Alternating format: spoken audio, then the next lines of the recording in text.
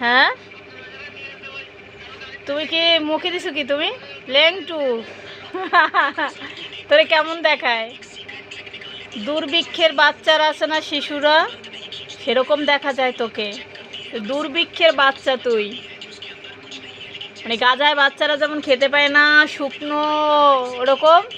তুই ওরকম ওরকম হয়ে গেছিস আর একজন কম্বল মুড়ি দিয়েছে কম্বল মুড়ি দিছ নাপা খাইছো একটা হ্যাঁ নাপা খাইছো আমার মুখে বাদ দিয়ে রাখছে কেন এরকম কি অবস্থা হ্যাঁ করে তাকাই রয়েছে আসো বাবুই ভিডিও করবো না আমরা যাও মুখটা ধুয়ে আসো জল দিয়ে খাবারটা গিলে আসো যাও দেখুন এই যে সে কিভাবে ভাত গিলে একটা গ্লাস ভাত তার মুখে রেখে গিলতে তার যে কত কষ্ট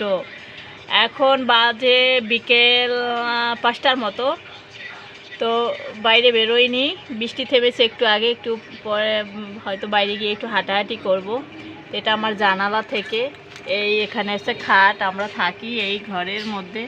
আর ওখানে কম্বল মুড়ি দিয়েছে জ্বর এসেছে গতকাল থেকে অসম্ভব জ্বর ওনার একটা ডিম ভাজি কাজে গিয়েছিল একটা ডিম ভাজি করে ভাত খেলো আর তুই কি খাবারটা ফেলে দিলি মুখের ভাতটা খেলি একটু জল খা মা জল খেয়ে আসো পাপায় ভাত দিছিল মুখে তাকে মানে বোমা মারলেও কথা বের হয় না তো এটা আমার একটা নতুন নাইটিটা বানিয়ে দিয়েছে মানে নাইটিটা দেখতে খুবই সুন্দর কাপড়টা অনেক পছন্দ হয়েছিল আমার তাই এনেছিলাম কাপড়টা দিয়ে একটা নাইটি বানিয়েছি আর মেক্সি এগুলোই আমরা আমাদের এখানে বাংলাদেশে যদি কোনো পোশাক আশাক শাড়ির পরে পরে থাকি সেটাও ঘরে বসে সেটা হচ্ছে তোমার এই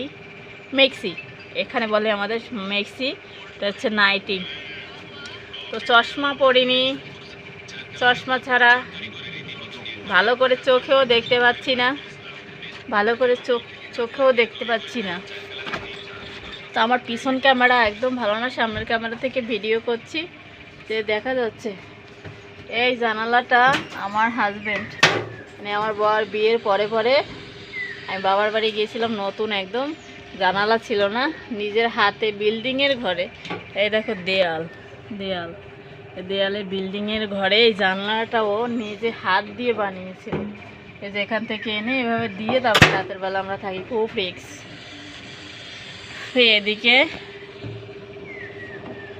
এদিকে আর একটা ঘরের ওই একটা ছাদ আছে তো ছাদে আসলে এখন যাওয়া যায় না যে ভিডিও টিডিও করবো সেভাবে যাওয়া যায় না এই অবস্থা তো সারাদিন বৃষ্টি হয়েছিল খেয়েছো জল খেয়েছো ও আচ্ছা আসো এদিকে আসো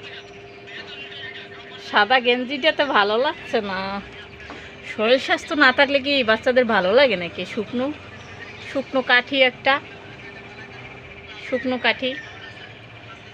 কাঠি হয়েছে একটা শুকনো কাঠিটা এই এটা কি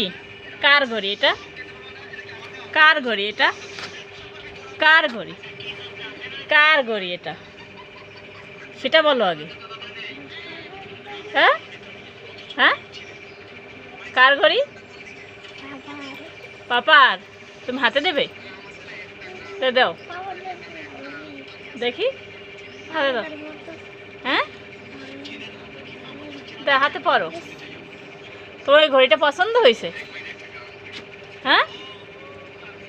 তোমার ঘড়িটা পছন্দ হয়েছে কিনবো এরকম একটা ঘড়ি মাথা চুল করছে গরমে মাথায় চুলগুলো ছেড়ে দিয়েছে আমার হচ্ছে কার্লি চুল একদম কোকড়ানো ছিল বাবা এই বিকেলের আলোটাতে চুলগুলো আমার মানে ব্রাউন মনে হচ্ছে যে কালার করেছি আসলে তো দেখুন আমার চুলগুলো এরকম লম্বা মোটামুটি একটা লম্বা এরকম ব্রাউন কালার মনে হচ্ছে চুলগুলো এখন, এই যে ইসের আলোতে ব্রাউন ব্রাউন লাগছে। হ্যাঁ, মনে হচ্ছে যে ব্রাউন, মানে ওই যে লাল কালার করে না, ও মা ওটা কোনোদিনও করবো না। আমার চুলগুলো এমনি দেখো বিকেলের পরন্ত আলোতে ব্রাউন কালার ধরেছে। তো চশমাটা খুলি, মানে দূরের জিনিস দেখতে পাচ্ছিলাম না, চশমাটা পরে একদম এই অবস্থা। তো ইউটিউব চ্যানেলে আমি টুকটাক করে কাজ করছি, চেষ্টা করছি, শুরু করে দিয়েছি। ভাবছি না নিজের দৈনন্দিন জীবনের ব্লগ ভিডিওই বানাবো, আসলে অন্য কিছু করে কোনো লাভ নেই, কেউ দেখুক বা না দেখুক, তবে ভিডিও বানাবো ভেবেছি আর কি। যেমন ভাবা তেমন কাজ, ভাবিয়া করিও কাজ, করিয়া ভাবিও না। এই জীবনটা এত ভাবলে পাবে ঘন্টা,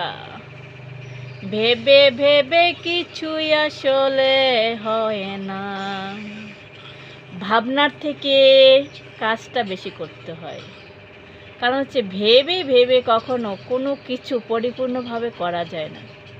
আমি পারি না, প্ল্যান করলে আমার কখনো সেই কাজটা হয় না, সেই কাজটা আমি করতে পারি না।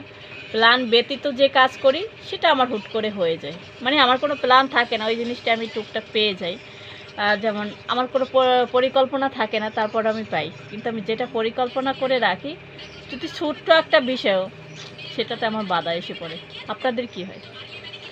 জানি না, আমার এরকম হয়ে থাকে, আমার এরকম বরাবর হয়ে চলেছে, বরাবর আমার সাথে এরকম হয়ে চলেছে। তো এখন পরন্ত বিকেলটা আপনাদের সাথে শেয়ার করলাম। এই যে এইদিকে আমার পরন্ত বিকেলের ওই যে বাইরের দিকে, এই যে বাইরের দিকে জানালা দিয়ে গাছপালা, আমার বাড়ির উঠোন, ঘিঞ্জি ঘিঞ্জি ঘর বাড়ি,